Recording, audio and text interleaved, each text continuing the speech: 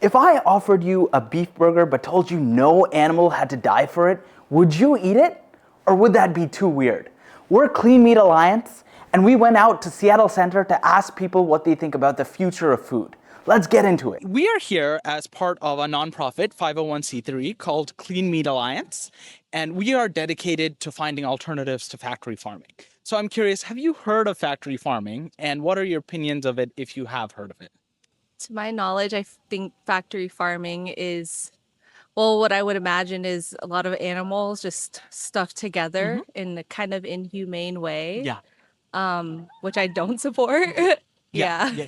So that's kind of the dominant practice today. So what you talked about, stuffing a bunch of animals together. So right now, more than 95% of US animals come from factory farms.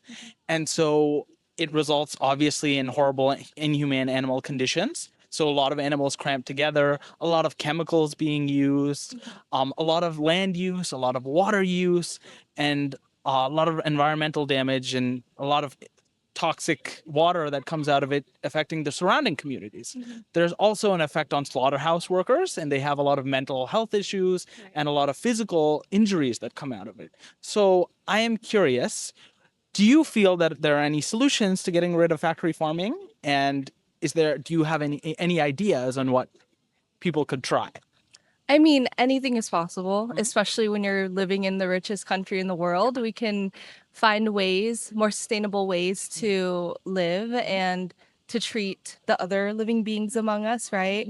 I think that what we put in our bodies is what reflects on us. So, finding better ways for animals to thrive, like having more space to live and having good food to eat. They deserve that.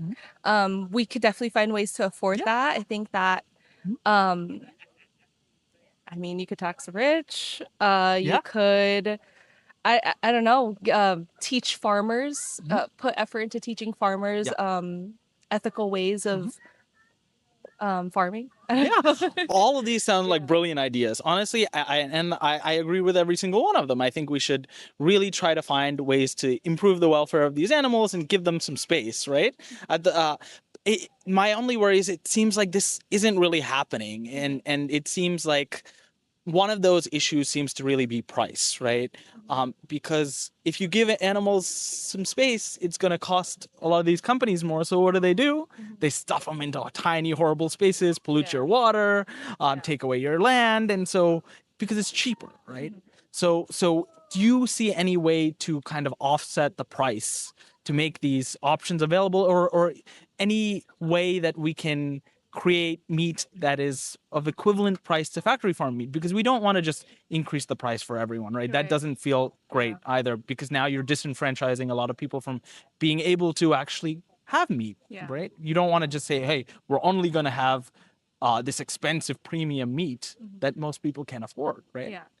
Well, I'm not too sure how funding would work for that. I don't have a lot of knowledge of where the funding even comes from, if that's from the states or federally funded. I know that a lot of agricultural federal workers in agriculture were laid off recently, and so that tells me that farming has been defunded a bit. And so I think that whoever is working in government can help advocate for that part of the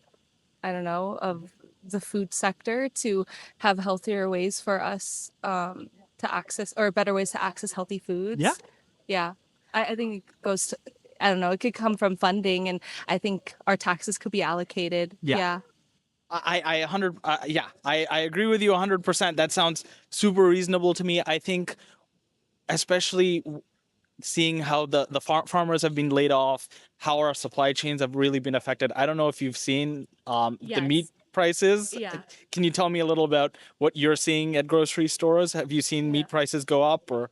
I'm still pretty young, so I'm not sure what exactly to expect meat prices to be. I can't tell if it's inflation. I can't tell if the world is just rapidly changing. I don't know. I will say that the quality of meat sometimes is alarming. I mean, the quality sometimes is kind of questionable. Like, why is that chicken leg so large? I've never seen a chicken leg that large before. Like it kind of looks like Yeah. maybe it was grown a little too fast. I don't know. So that actually brings me to one of my points, right? Broiler chickens, I don't know if you've seen them. They are not normal chickens. So if you look at how they grow in factory farms, Yeah. they're basically, we've engineered them to grow really, really large in a very short span. Yeah. So they can't stand.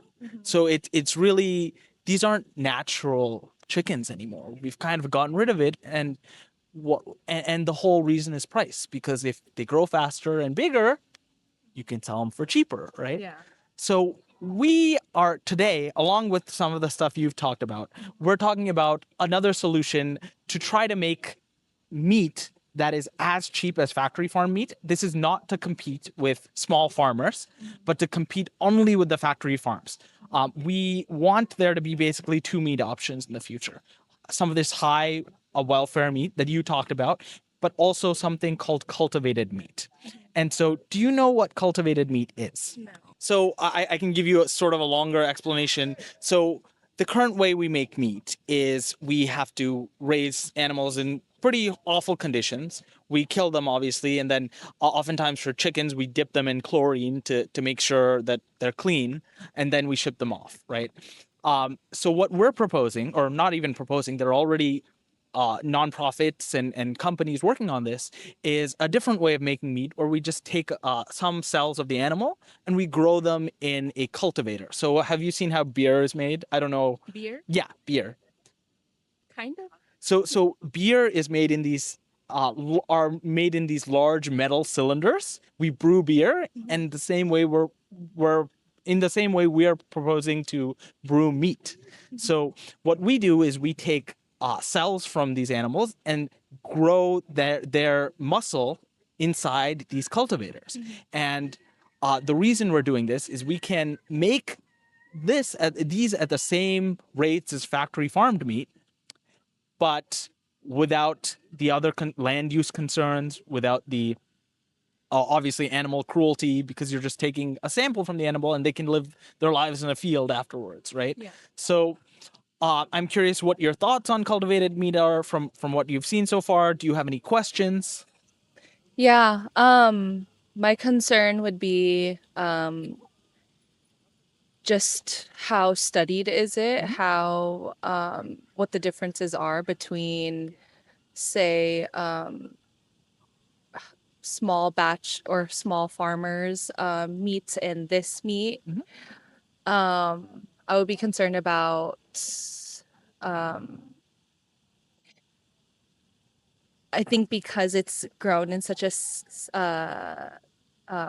sanitized condition, what that would mean versus it being grown organically Yeah. on land, what kinds of different health things that, yeah, in terms of health, how that would that differ for us? Nice. What benefits?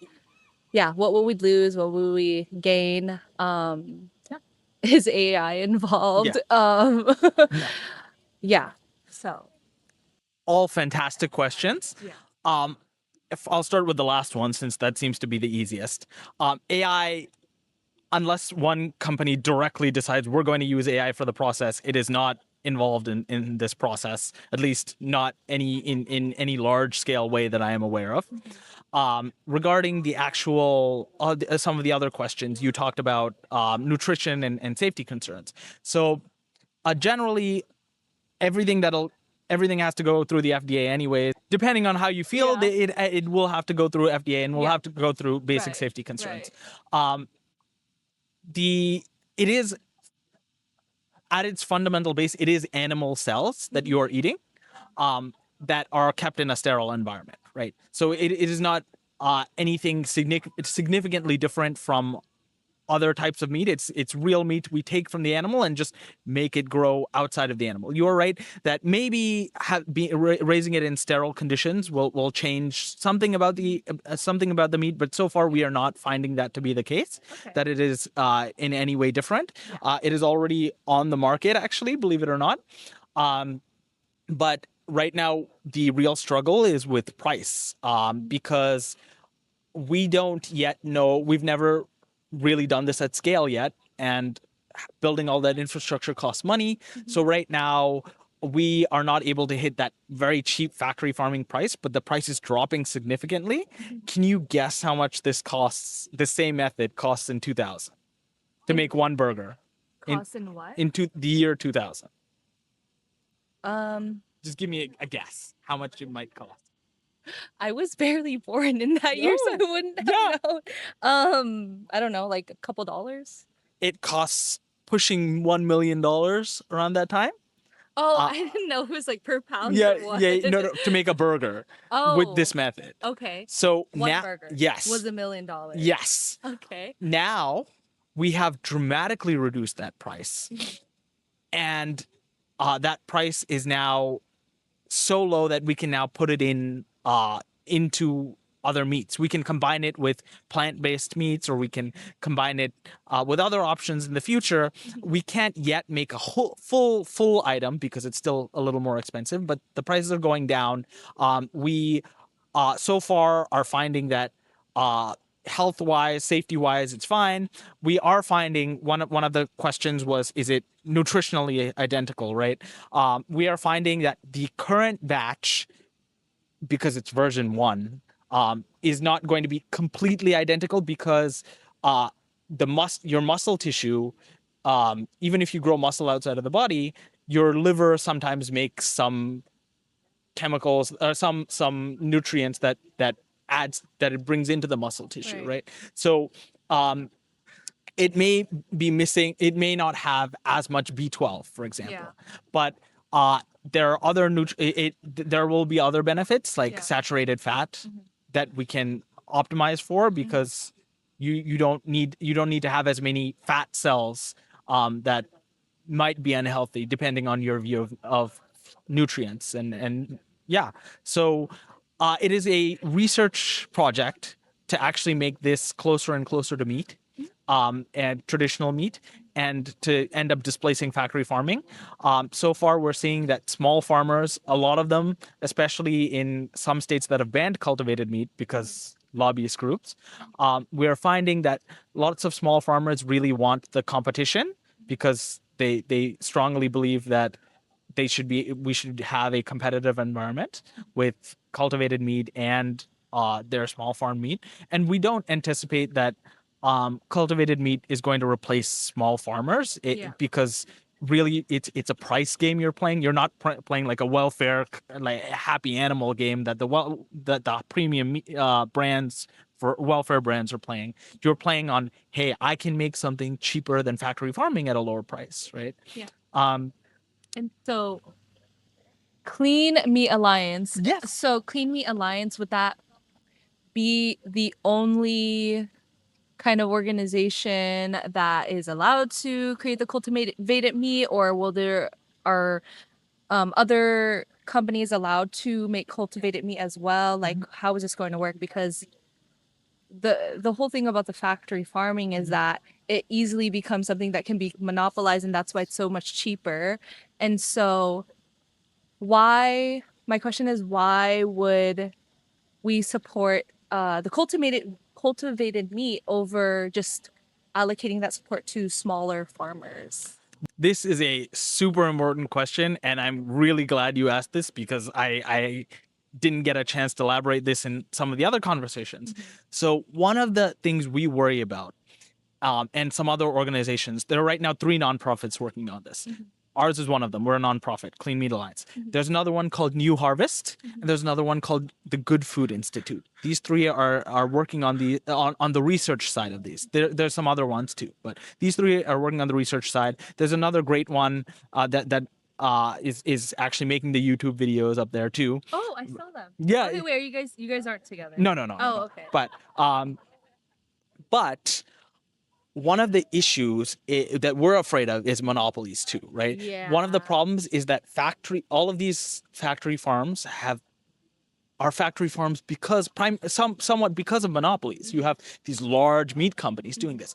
So what we want to do is to improve the public research to a point where anyone can just do this on their small farm, or even maybe in their backyard even. Yeah, I mean, I could Like, support that. yeah, yeah, I yeah. could support it with more research, Yeah. definitely, and just as long as it's also accessible for other smaller farmers to kind of be able to take advantage of too, because I think that they're also hardworking people who, Yes. yeah, they deserve that education and that Yes. support. So, Yes. Yeah, I 100% agree. There are some other nonprofits that are actually directly talking to small farmers to do this because we really want the small farmers to benefit, and we want the losers to be factory farms. Yeah. We want small farmers to be winners. We want slaughterhouse workers to be winners because they have a lot of mental health issues and physical issues. So those are the primary people we want to help, and we really want all those corporate factory farmers especially to lose really badly. That is our Yeah. target, right? And part of the reason this has to be a nonprofit effort is because if it's entirely a corporate effort, then it raises the risk of the future being another monopoly-led environment. That is one of my concerns. Yeah. Yes, yes. It taking over and becoming its own monopoly. Yeah. Yeah. I'm afraid of that too because this specific industry, cultivated meat, unlike other industries, other industries usually start off with universities doing a lot of research, and then a couple companies take the university research and then build on top of it, right? So it allows for lots of people to work on it. This one started out with companies before the university research. So a lot of stuff isn't public, and that means patents galore. Yeah. So really what we're trying to do, this effort is a catch-up effort. Can we catch up to the current corporations on a public sphere? And then any company that fails, can we buy up their patents and make those patents open source? That's what all these three nonprofits are trying to do right now. So that's really our focus, to make sure that the future you hate and I hate does never come to pass, you know? Right. Yeah. Yeah. Thank you. Yeah. Thank you for talking about and teaching me more about this. I'm definitely going to look into it because I'm always looking for ways to eat healthier and mindfully, and just supporting companies that have good intentions. So, yeah. It was great talking to you, Kyra, you said? Yeah, Kyra. Nice to meet you, Kyra. For the first time ever, Cultivated Meat provides us with the opportunity to help neglected factory farm workers and local communities harassed by those factory farms. For $30 a month, for $20 a month, you can help make this happen. Each of us subscribes to countless media services or music services, but this is different. This actually helps hundreds of billions of creatures and could help billions of human beings if this comes to fruition. Each dollar that you give will be donated directly to fund public research to help make cultivated meat real. We will continue to update you on where that money goes and how that research progresses. Join us on this modern agricultural revolution. I'm with you. I hope you're with me. And it's time to see a sustainable future for all of mankind.